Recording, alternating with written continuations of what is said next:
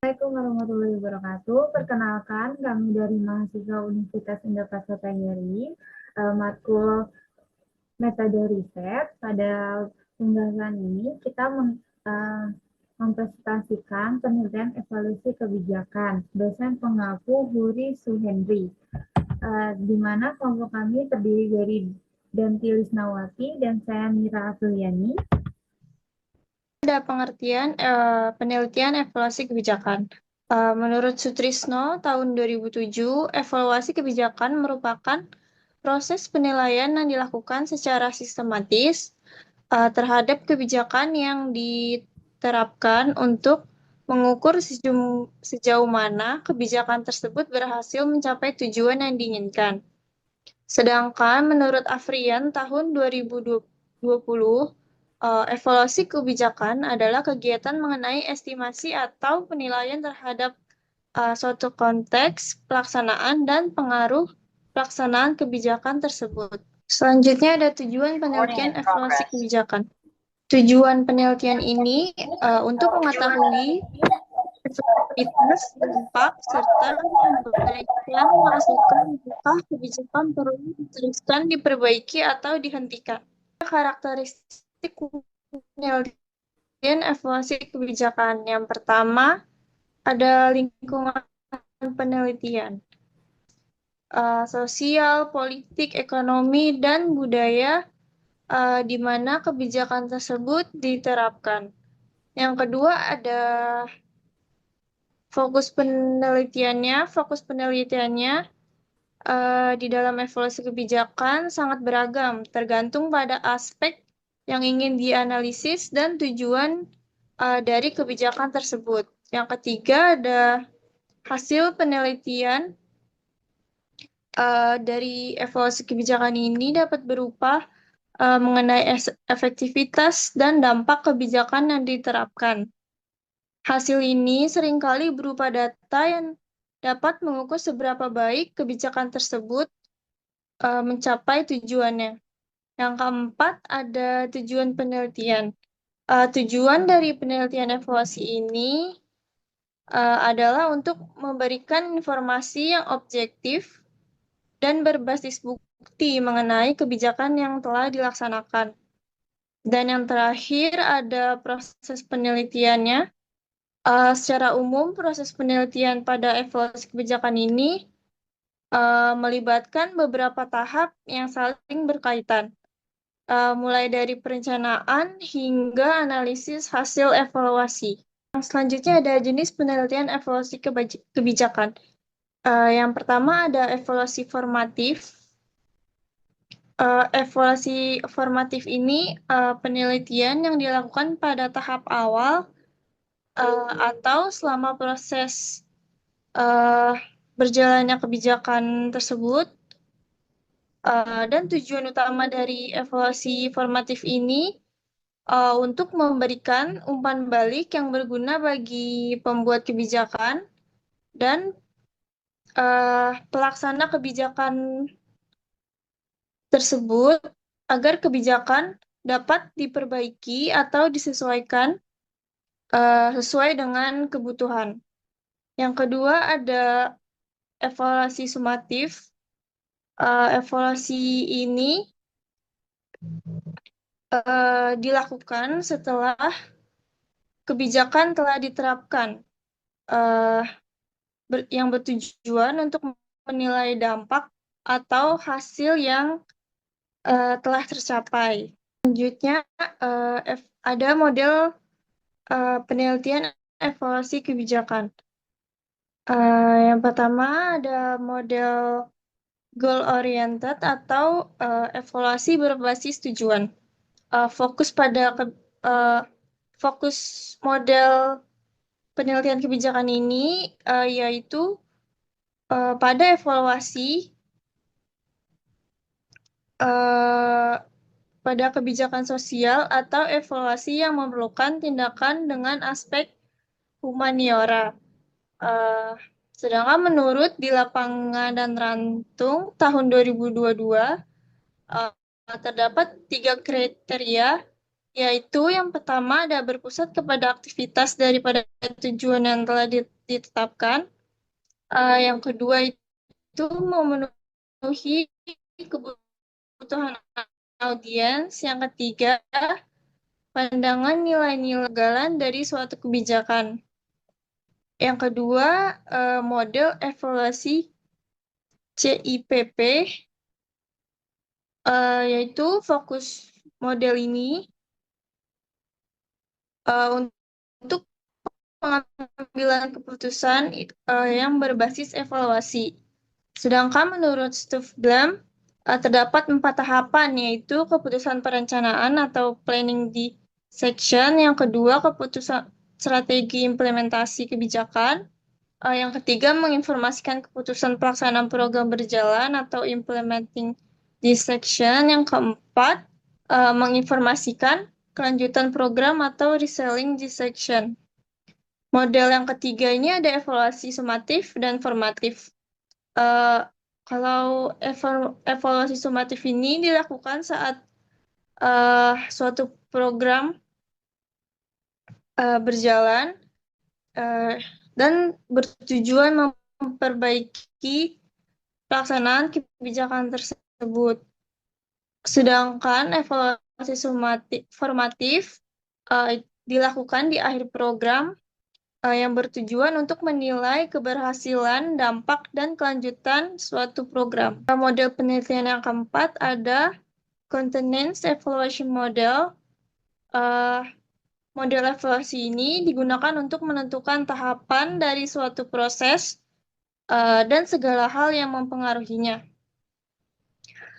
Model evaluasi ini memiliki 3 tahapan. Tahapan yang pertama yaitu tahapan sebelum pelaksanaan program, yang kedua tahapan saat program dilaksanakan. Tahapan ini ditujukan untuk melihat kesesuaian program yang sedang berjalan dengan tujuan yang ingin dicapai. Tahapan yang ketiga yaitu pada tahap akhir kebijakan. Tahapan ini digunakan untuk meninjau perubahan yang terjadi sebagai akibat dari kebijakan yang telah dilaksanakan. Dan model penelitian evaluasi yang kelima ada model evaluasi CSE UCLA. Model ini memiliki 3 tahapan. Yang pertama ada planning atau perencanaan, yaitu menentukan kebutuhan, tujuan, dan strategi program yang akan dijalankan. Yang kedua ada formative evaluation atau evaluasi formatif, yaitu selama evaluasi berlangsung, bertujuan untuk perbaikan dan pengembangan lebih lanjut. Yang ketiga ada summative evaluation atau evaluasi sumatif. Hasil evaluasi pada tahap akhir, evaluasi ini mengukur efektivitas dan pencapaian suatu tujuan. Selanjutnya, langkah-langkah penelitian evaluasi. Melihat secara objektif program-program kebijakan yang dijalankan untuk mengukur dampak bagi masyarakat, yang melihat sejauh mana tujuan-tujuan yang telah dinyatakan tersebut tercapai, menjawab kontribusi dampak dan menjawab kebutuhan masyarakat. Menurut Edward Suman, menemukan 6 langkah dalam evaluasi kebijakan, yaitu mengidentifikasi tujuan program yang akan dievaluasi. Kedua, analisis terhadap masalah. Ketiga, deskripsi dan standarisasi kegiatan. Keempat, pengukuran terhadap tingkatan perubahan yang terjadi. Kelima, menentukan apakah perubahan yang diamati merupakan akibat dari kegiatan tersebut atau karena penyebab lain. Yang keenam, beberapa indikator untuk menentukan keberadaan suatu dampak. Ciri-ciri evaluasi kebijakan. Yang pertama adalah identifikasi aspek strategi.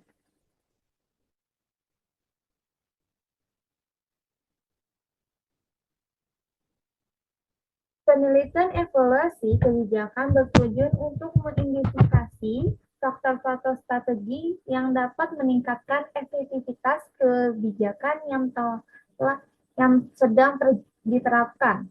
Kedua, objektivitas evaluator.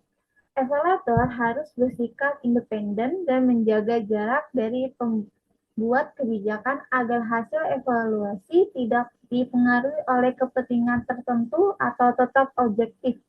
Ketiga, prosedur metodologis yang teruji.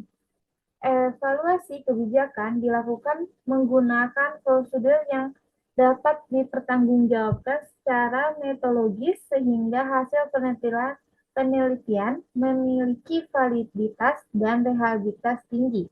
Keempat, lingkungan yang kondusif. Pelaksanaan evaluasi harus dilakukan dalam situasi yang mendukung, di mana evaluator dapat bekerja dengan baik tanpa adanya hambatan signifikan dari faktor eksternal. Kelima, cakupan evaluasi yang luas. Evaluasi tidak hanya menilai hasil akhir kebijakan, tetapi juga mencakup seluruh tahapan, mulai dari perumusan kebijakan, implementasi, hingga dampak dan kinerjanya. Keenam, perbandingan antara harapan dan realitas. Evaluasi kebijakan bertujuan untuk melihat kesenjangan antara tujuan awal kebijakan yang dengan hasil implementasi yang terjadi di lapangan. Ketujuh, analisis dampak sosial dan ekonomi. Penelitian ini juga mengevaluasi dampak sosial dan ekonomi dari kebijakan yang diterapkan, termasuk efisiensi biaya serta kualitas output dan outcome yang dihasilkan. Terakhir, ke-8, penggunaan standar dan kriteria evaluasi. Dalam mengevaluasi kebijakan digunakan tolak ukur atau standar tertentu sebagai perbandingan agar hasil analisis dapat memberikan gambaran yang jelas mengenai efektivitas kebijakan. Hasil evaluasi berupa rekomendasi. Yang ke-9, hasil evaluasi berupa rekomendasi. Penilaian evaluasi kebijakan menghasilkan rekomendasi yang akurat dan rinci untuk memperbaiki kebijakan atau sebagai bahan pertimbangan dalam perencanaan kebijakan di masa mendatang. Selanjutnya, instrumen penelitian. Ada 4 instrumen. Yang pertama, evaluasi konteks, di mana untuk melihat latar belakang, kebutuhan, dan tujuan suatu program. Tujuannya agar program sesuai dengan kondisi nyata di lapangan, biasanya menggunakan angket, alat pengumpulan data, sebagai alat pengumpulan data. Yang kedua adalah evaluasi input, menilai rencana, strategi, dan sumber daya yang akan dipakai untuk mencapai tujuan program. Tujuannya agar strategi yang dipilih paling sesuai. Data biasanya dikumpulkan dengan angka seperti pada evaluasi konteks. Ketiga adalah evaluasi proses, di mana suatu dilakukan untuk membantu langsung melaksanakan program. Tujuannya menemukan hambatan atau masalah secara selama kegiatan berlangsung. Alat yang digunakan biasanya berupa lembar observasi. Yang keempat adalah evaluasi produk, menilai hasil program baik secara jumlah, kuantitatif maupun kualitas. Kualitatif. Fokus utama pada dampak, efektivitas, keberlanjutan, dan apakah program bisa diterapkan di tempat lain. Subjek atau objek penelitian. Pertama, subjek penelitian adalah pihak yang menjadi sumber data seperti orang, kelompok, atau lembaga. Mereka memberikan informasi untuk menjawab pertanyaan penelitian. Lalu, objek penelitian adalah hal atau isu yang diteliti, seperti kebijakan, program, atau perilaku. Objek menjawab pertanyaan apa yang diteliti, bukan siapa. Perbedaan subjek dan objek. definisi subjek, pihak yang menjadi sumber data peneliti, misalnya objek, fenomena, atau variabel yang diteliti. Contohnya, pada subjek, siswa dalam studi efektivitas pembelajaran, misalnya objeknya, metode pembelajaran itu sendiri. Fungsinya, misalnya subjek memberikan data kepada peneliti, misalnya objek menjadi fokus analisis dalam penelitian. Selanjutnya, teknik pengambilan data. Berikut ada 4 perilaku utama pengumpulan data yang umum dilakukan dalam evaluasi dengan model CHIP.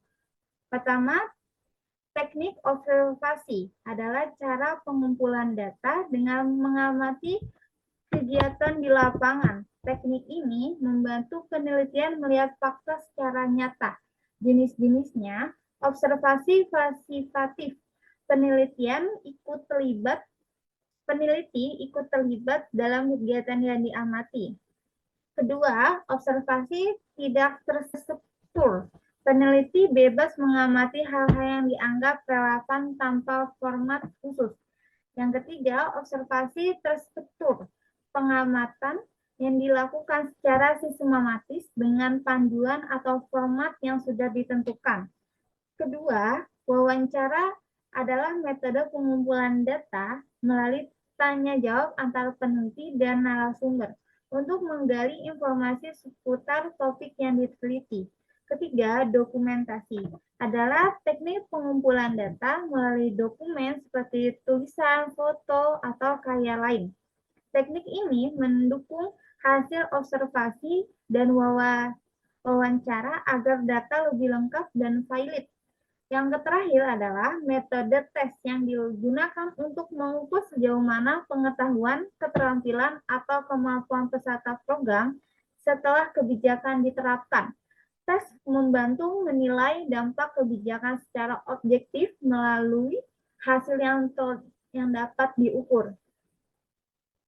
Selanjutnya adalah teknik analisis data penelitian evaluasi kebijakan. Dalam teknik analisis data menurut Miles dan Humerman ada 3 tahap utama, yaitu reduksi data. Reduksi data menyederhanakan dan merangkum data dari wawancara agar lebih jelas dan terarah. Yang kedua adalah penyajian data. Menampilkan data secara ringkas, misalnya dalam bentuk narasi, tabel, atau bagan. Yang ketiga adalah verifikasi data, menarik kesimpulan dari data yang sudah diolah. Ini contoh-contoh penelitian evaluasi kebijakan. Ada 3 yang bisa kalian baca atau bisa kalian search di Google Scholar. Ada lebih banyak dari contoh yang kita berikan. Sekian dari presentasi kami. Mohon maaf atau ada kesalahan. Sekian, terima kasih. Wassalamualaikum warahmatullahi wabarakatuh. Semoga bermanfaat, teman-teman.